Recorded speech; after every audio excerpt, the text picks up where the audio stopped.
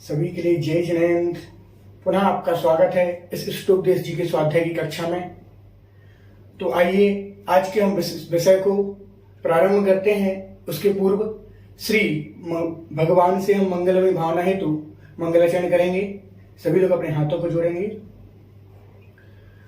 नमो अरिहंताणं नमो सिद्धाणं नमो आयुर्याणं नमो अज्ञायाणं नमो लोये शवसाहुडम्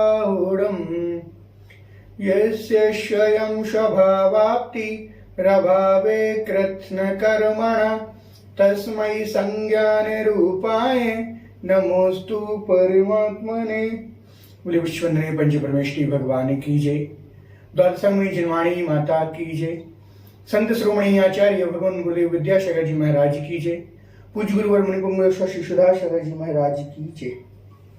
आइए, हमने कल पिछली कक्षा में देखा हुआ था कि कहा था कि जिस प्रकार से एक मदमस्त पुरुष अर्थात जो ऐसा पुरुष जो नशीले पदार्थों को खा लेने पर एवं शराब इत्यादि पी लेने पर मदमस्त हो जाया करता है और उस व्यक्ति का जो स्वरूप है वह अपने स्वरूप को तो भूल जाता है एवं घर के जो नशीला पदार्थ रहता है, जो नशीला मनुष्य रहता है, वह घर के सदस्यों को भी क्या करता है, उनका जो स्वरूप रहता है उनको समझने से ना इनकार करता है, अर्थात उनको सही नहीं समझ पाता।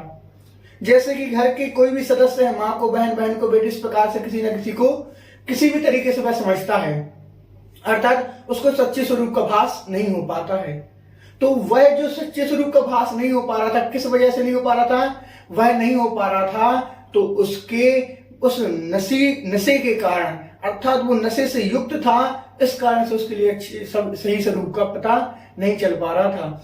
उसी प्रकार कहा था कि जो व्यक्ति मोह से ग्रसित है, जिसके पास मोह लगा हुआ है, जो मोह में बिल्कुल मोह से युक्त है, वह व्यक्ति अपने सच्चे स्वरूप को, अर्थात जो उस व्यक्ति का स्वरूप है उसको वो पहचान नहीं पाता है। क्यों नहीं पहचान पाता? क्योंकि मोह के द्वारा वह सब भूल चुका है कि मेरा स्वरूप, मेरा कार्य, मेरी आत्मा का कार्य क्या है। वह भूल चुका है कि इस आत्मा को परमात्मा बनना है, इस आत्मा के लिए मोक्ष जाना है। तो ये जो मोह रूपी संसार है, इसमें क्यों फंसे हैं? और जिनसे मोह कर रहे हैं, जिस वस्तुओं से मोह कर रहे हैं, या फिर जिस घर परिवार सदस्य किसी भी व्यक्ति से यदि मोह कर रहे हैं, तो जिनसे मोह कर रहे हैं वो क्या आपके अपने हैं या नहीं? नहीं है। ये तो सिर्फ आपके जब तक साथ हैं तब तक के लिए आपके अपने हैं, परंतु वह किस स्वभाव वाले हैं, वह कैसे हैं, एवं जिस मोह के वशीभूत होकर के हम अपने स्वरूप को भूल रहे हैं, उसके बारे में बतलाया है कि आप यदि अपने स्वरूप को भूल रहे हैं तो ये जाने कि किस प्रकार से किस प्रकार से आप उस मोह में फंसे हुए हैं और उस मोह को क्यों छोड़ना चाहिए। तो आज हम 2 श्लोकों के माध्यम से इस विषय को समझेंगे। तो सर्वप्रथम श्लोक यह इस प्रकार से है, जिसका हम उच्चारण देखते हैं। उच्चारण के साथ साथ अर्थ, उच्चारण के बाद में अर्थ देखते हैं। चलिए उच्चारण करेंगे। वपुर ग्रहम धनम दारः पुत्रः मित्राणि शत्रवः सर्वथान्य स्वभावानि मूढ़ः स्वानि प्रपद्यते। वपुर्गृहं धनं दारः पुत्रः मित्राणि शत्रवः सर्वथान्य स्वभावानि मूढ़ः स्वानि प्रपद्यते। वपुर्गृहं धनं दारः पुत्रा मित्राणि शत्रवः सर्वथान्य स्वभावानि मूढ़ः स्वानि प्रपद्यते। वपुर्गृहं धनं दारः पुत्रा मित्राणि शत्रवः सर्वथान्य स्वभावानि मूढ़ः स्वानि प्रपद्यते। सभी लोग अभ्यास करेंगे बार बार, तो ये श्लोक आपको शीघ्रता से याद भी हो जाएगा एवं साथ ही पढ़ने में भी बहुत अच्छे तरीके से आ जाएगा।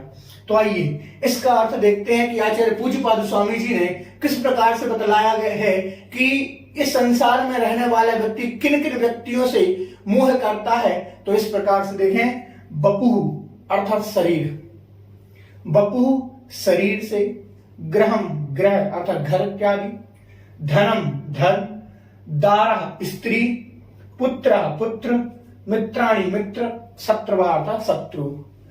शरीर, घर, धन, स्त्री, पुत्र, मित्र एवं शत्रु, इन सभी जगहों अर्थात इन सभी से जो मोही व्यक्ति है, जो मोह से युक्त है, वह किनको, इनको शरीर हुआ, घर हुआ, पुत्र हुआ, मित्र हुआ, शत्रु हुए, स्त्री हुई, ये इन सभी चीजों में क्या करता है, इन सभी में ही मोह करता है जो मोही व्यक्ति है।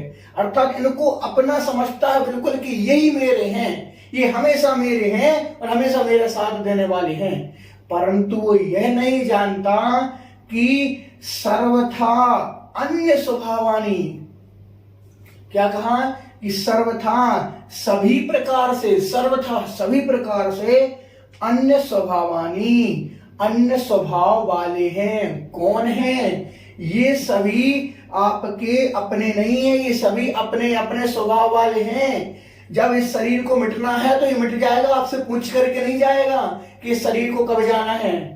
ये आपसे पूछता है क्या कि अब तुम्हारी मृत्यु हो रही है, मैं शरीर को छोड़ रहा हूं? नहीं पूछता। अर्थात ये शरीर को जब जाना तो जाना ही है। वैसे ही घर है, आज घर बना हुआ है, कब क्या हो जाए वो पूछ के नहीं आएगा घर भी कि आपका घर अब बनाया हुआ है तो कब गिर जाए, कब क्या हो जाए, कोई भी नहीं जानता। तो क्या ये सभी अपने स्वभाव वाले हैं। आज धन है, किसी के पास आज है, कल भरोसा नहीं है। चंचल रूपी लक्ष्मी है, आज है कल नहीं रहेगी, कोई भरोसा नहीं है। अर्थात स्त्री भी है, पुत्र भी है, पुत्र आपके साथ कब छोड़ करके चला जाए, या फिर आपके लिए स्वयं छोड़ने की बात तो ठीक है, भाई आपको अपने ही घर से बाहर निकाल देता है। आज का समय ऐसा है, आज का समय ऐसा है, जिस पुत्र को तुम सारे जीवन भर, जिस पुत्र के लिए हमने सारे जीवन भर अपना माना, ये मेरा बेटा, ये मेरा बेटा करके गुण गाते रहे, लेकिन जब वृद्ध अवस्था आई हमारी, उस वक्त क्या किया, ले जाकर वृद्धाश्रम में डाल दिया। फिर कहां गया वो मोह, फिर कहां गया वो अपने पुत्र? नहीं। तो ये सारे के सारे कोई भी हो, शरीर हो, घर हो, धन हो, स्त्री, पुत्र, मित्र, शत्रु, कोई भी हो, ये सभी के सभी आपके अन्य स्वभाव वाले हैं, जो सभी अन्य स्वभाव वाले हैं, परंतु अन्य स्वभाव वाले हैं, परंतु मूढ़ा, मूर्ख, मूढ़ शब्द मूर्ख होता है, परंतु यहां पर मोही शब्द दिया कि जो मोही पुरुष है, जो मोही व्यक्ति है, इन सभी के लिए स्वामी अपना प्रपद्यते मानता है। क्या कहा कि ये सारे के सारे अन्य स्वभाव वाले होने से अन्य स्वभाव वाले हैं, परंतु जो मूर्ख अर्थात मोही व्यक्ति है वह इनके लिए स्वामी अर्थात इनको अपना समझता है।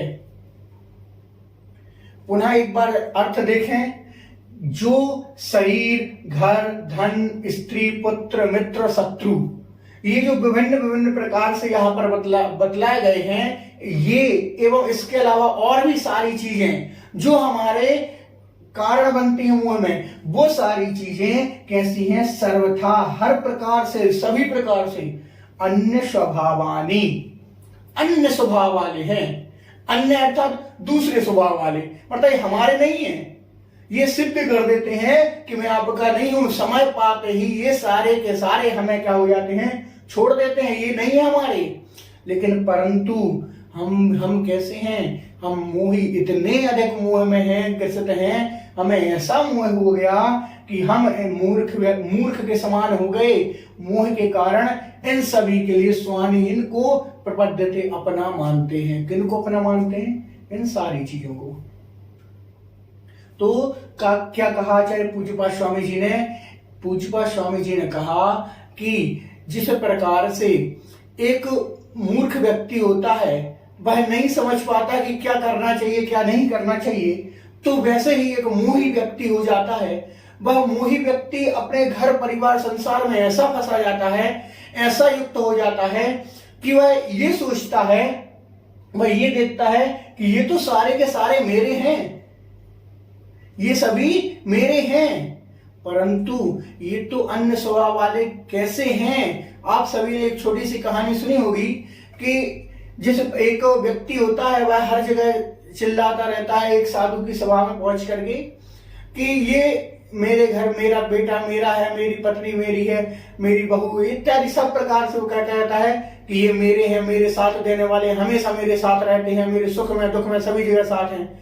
तो उस कहानी में क्या था कि वह इस प्रकार से सबको अपना मानता था, लेकिन यही विषय चल रहा होता है उस सभा में और वह साधु सज्जन आते हैं और वह उनसे कहते हैं कि आपका कहना गलत है, मेरे परिवार के लोग मेरे हैं, अर्थात वो मुझे छोड़कर कभी नहीं जा सकते, मेरे हर वक्त सुख दुख में साथी बनेंगे। लेकिन परंतु वह साधु कहते हैं कि ऐसा करना, यदि तुम्हारे अंदर ऐसा भ्रम है कि ये तुम्हारे हैं तो ऐसा करना, घर पे पहुंच करके एक बार किसी बीमारी का या मरने का नाटक कर देना, मैं वहां पर आकर के तुम्हारे लिए कुछ जल इत्यादि देकर के मंत्र फूंक करके कह दूंगा कि जो भी इसको पिएगा तो वो तो मर जाएगा और साथ में ये आपके पिताजी या फिर आपके जो भी हैं वो आपके जीवित हो जाएंगे।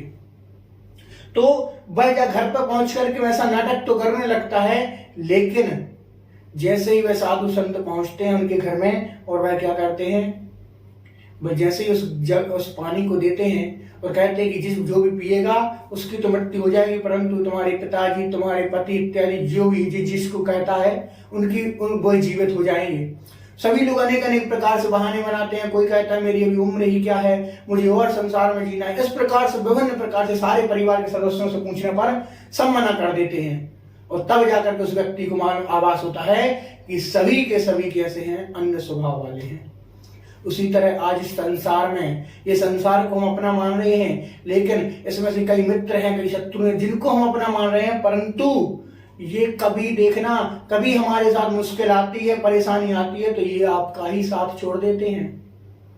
इस चीज से आप स्वयं अनुभवित हैं कि आपको स्वयं अनुभव होगा कि किस प्रकार से समय पाते ही आपका साथ छोड़ दिया करते हैं।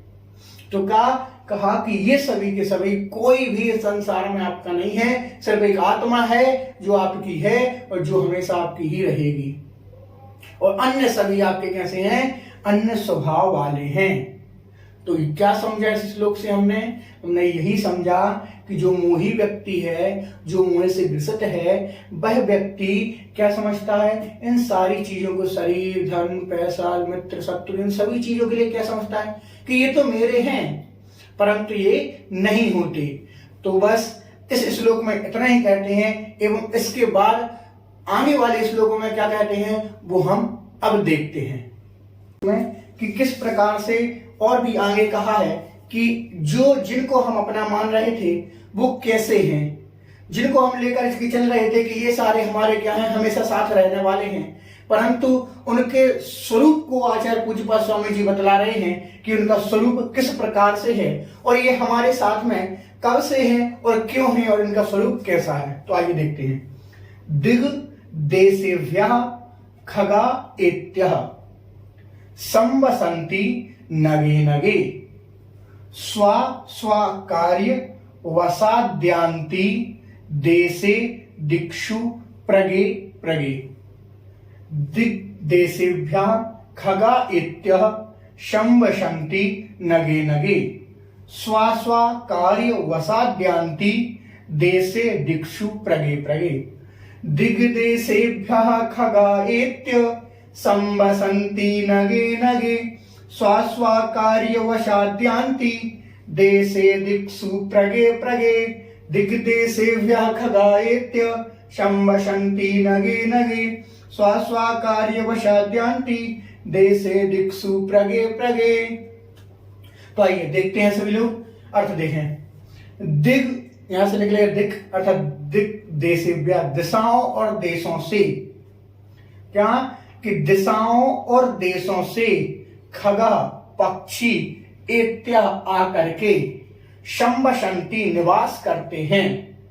क्या दिशाओं और देशों से, दिशाओं एवं देशों से पक्षी इत्या आकर के संवसन्ति निवास करते हैं। नगे नगे कहां पर, वृक्षों वृक्षों पर, अलग अलग वृक्षों पर, अलग अलग दिशाओं से, अलग अलग देशों से कौन आता है, पक्षी इत्याह करके आकर के, इत्यार्थात आकर के, अलग अलग दिशाओं एवं देशों से पक्षी आकर के निवास करते हैं, सम्मसंति निवास करते हैं। कब? आप सभी ने देखा होगा कि संध्याकालीन समय में अन्य अन्य प्रकार से बहुत सारी जगह से क्या होते हैं, पक्षी कोई कहीं से आ रहा, कोई कहीं से आ रहा, और शाम को कहाँ रुक जाते हैं, एक वृक्ष पर रुक जाते हैं। अर्थात ये बहुत दूरी पर पहुंच जाते हैं अपने भोजन इत्यादि का इंतजाम करते हुए। तो उस वक्त जब वह पहुंच जाते हैं तो संध्या काल होने के बाद वही उड़ना बंद कर देते हैं। तो वह क्या करते हैं, सोचते हैं कि क्यों ना रात्रि विश्राम यहीं कर लिया जाए, एवं प्रातः काल होते ही हम अपने अपने कार्य के वशीभूत, अर्थात जो जिनका कार्य रहता है उसके वशीभूत होकर के, एवं जो अपने घर से दूर हैं वो अपने घर की ओर चले जाते हैं। अर्थात कोई कहीं जाता है, कोई कहीं चला जाता है। अर्थात यहाँ पुनः देखें, अलग अलग दिशाओं से, अलग अलग देशों से पक्षी आकर के वृक्षों पर सम्मसंति निवास करते हैं, अलग अलग वृक्षों पर निवास करते हैं। एवं जैसे ही प्रातः काल होती है, जैसे ही प्रातः काल स्वा कार्य, अपने अपने कार्य के वशीभूत होकर के, जिसका जो कार्य है, कोई पक्षी अनाज अपने भोजन की व्यवस्था करने गया था तो वह सुबह प्रातः काल होते ही अपने भोजन के लिए पुनः चला जाता है। कोई अपने घर की ओर जाना चाह रहा था तो वह अपने घर की ओर चला, मतलब जिसका जो कार्य बाकी रह गया था उसको पूर्ण करने के लिए क्या होते हैं, स्वा कार्य, अपने अपने कार्य के वसात अर्थात वशीभूत होकर के आंती अर्थात चले जाते हैं देशे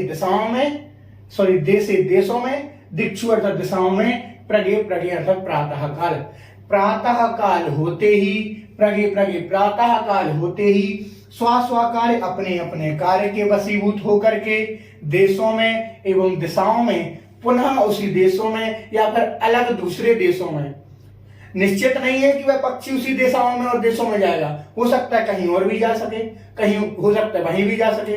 तो क्या अलग अलग दिशाओं में एवं अलग अलग देशों में अपने कार्य के वशीभूत होकर के प्रातः काल पक्षी उड़ जाया करते हैं। एक बार पुनः देखें, दिग्देशेभ्यः खगा इत्य, अलग अलग दिशाओं से, अलग अलग देशों से, खगा अर्थात पक्षी, इत्यार्थात आकर के, अलग अलग दिशाओं देशों से पक्षी आकर के सम्मसंति निवास करते हैं नगे नगे वृक्षों पर। संध्याकालीन समय में जब पक्षी अंधेरा होने के पूर्व वृक्ष पर, किसी भी वृक्ष पर कहीं से भी आकर के निवास कर जाते हैं एवं अपने अपने कार्य के वशीभूत होकर के स्वा कार्य, अपने अपने कार्य के वसात अर्थात वशीभूत होकर के प्रगे प्रातः काल होते ही देश और दिशाओं में चले जाते हैं। अर्थात जैसे ही सुबह हुई तो जो जहां से आया था वो कोई वहीं चले जाता है, कोई अपनी दूसरी जगह चला जाता है। तो उसी प्रकार अब इसको अर्थ इस श्लोक को पिछले श्लोकों से घटा दिया। आचार्य पूज्यपाद स्वामी जी कह रहे हैं कि आपका परिवार, आपके परिवार के सदस्य, आपका मित्र, ये सभी कैसे इसी पक्षी की तरह हैं, इन्हीं पक्षियों के समान हैं कि कोई तो कहीं से आया, कोई कहीं से आया, कोई कहीं से आया और एक परिवार क्या हो गया, बन गया। अगर परिवार में 5 से 6 सदस्य हैं तो कोई कहीं से आया, कोई कहीं से आया, कोई कहीं से आया और एक जगह आकर के क्या हो गया, एक परिवार में बस गए। वैसे ही उस वृक्ष पर पक्षी भी कहां, कोई कहीं से, कोई कहीं से, इस प्रकार से बहुत सारे पक्षी इकट्ठे होकर के आ गए और रात रुके तो रात भर में सब में मित्रता हो गई या फिर कोई भी समझ लें। तो उसी प्रकार से एक जगह पर रुक जाया करते हैं। तो जैसे ही वह रुके, पक्षी भी रुकते हैं, दोनों सब में पहचान होती है, रुकते हैं। उसी प्रकार हमारा घर परिवार भी अलग अलग दिशाओं अर्थात कोई किसी गति से आया, कोई किसी गति से आया, कोई कहीं से आया, कोई कहीं से आया। तो क्या अलग अलग जगहों से आने के बाद अर्थात जिस प्रकार से पक्षी आए उसी प्रकार से हम भी क्या हुए, एक जगह पर रुक गया करके। तो वो परिवार हमारा इस तरीके से बना और जैसे ही सबका समय हुआ, जैसे प्रातः काल पक्षियों की होती है, वैसे ही इस शरीर से बिछड़ते हुए, जब इस शरीर से हम बिछड़े तब कोई कहीं गया, कोई कहीं गया, किसी ने किसी से नहीं पूछा कि मैं जा रहा हूं। जिसकी आयु पूर्ण हुई उन्होंने अपना समय देखा, अपनी जगह देखी और अपने कार्य के अर्थात कर्म अनुसार उस जगह पर पहुंच जाते हैं। तो यहाँ पर इस प्रकार से कहना चाह रहे हैं आचार्य पूज्य स्वामी जी कि जैसे वो पक्षी अलग अलग आकर के निवास करके रुक जाते हैं, वैसे ये हमारा घर परिवार है जिनको तुम अभी तक अपना मान रहे थे, वो आपके इसी प्रकार अपने नहीं हैं। वो तो सिर्फ एक जगह आकर के रुक गए, क्योंकि आपको कर्म ऐसा बना कि एक साथ में रहना पड़ा, एक साथ में सुख दुख का अनुभव साथ में करना पड़ा। लेकिन जैसे ही उनका समय पूर्ण हुआ, क्या कभी कोई आपसे पूछ करके गया है घर में कि नहीं अब मेरी उम्र पूर्ण हो गई, मैं जाने वाला हूं? कोई नहीं पूछता। उसका समय आएगा और चला जाएगा, वो कभी नहीं पूछेगा। तो उसी प्रकार से ये संसार, इस संसार में जो भी चीजें हैं, ये स्वयं का शरीर नहीं पूछ रहा है हमसे। ये शरीर नहीं पूछता हमारा कि हमें कब जाना है कब नहीं जाना है। तो फिर तो वो सारे और तो वो अन्न ही है, शरीर तो हमारे साथ लगा हुआ है, तो यही नहीं पूछ रहा है, तो वो तो अन्न है सभी। तो ये सभी के सभी कैसे अन्न स्वभाव वाले समझने चाहिए, अर्थात ये हमारे नहीं थे, न होंगे, न हैं। सिर्फ आत्मा ही एक ऐसी है जो हमेशा से एक है, एक ही रहेगी। क्या समझा हमने आज के श्लोकों में? हमने पिछले श्लोकों में समझा था कि ये शरीर, मित्र, पुत्र, शत्रु इत्यादि सभी कैसे हैं? अन्य स्वभाव वाले हैं। परंतु मोही व्यक्ति क्या इनको अपना समझता है, और जो व्यक्ति इनको अपना समझता है वो ये जान ले कि इस प्रकार से जिनको अपना समझ रहा है वो इस प्रकार से हैं कि अलग अलग दिशाओं देशों से पक्षी आकर के रात में निवास करते हैं, प्रातः काल होते ही अपने कार्य के वशीभूत होकर के अलग अलग दिशाओं में उड़ जाते हैं। वैसे ही यह घर परिवार है हमारा, इस घर परिवार में, घर परिवार के सदस्यों में, घर में, परिवार में और परिवार के सदस्यों में जो ऐसी बुद्धि रख रहा हो कि ये हमारे हैं, हमेशा के लिए हैं, नहीं, वो अपना समय देख करके आयु पूर्ण करते ही अपने अपने जगह पर पहुंच जाएंगे। तो बस आज के लिए इतना ही। तो आप सभी लोग इन दोनों श्लोकों का बहुत अच्छे से स्वाध्याय करें और साथ ही दूसरों को स्वाध्याय करने हेतु प्रेरित करें, समझें और दूसरों को समझाने का भी प्रयत्न करें। तो आज के लिए इतना ही। पुनः सभी के लिए जय जिनेंद्र।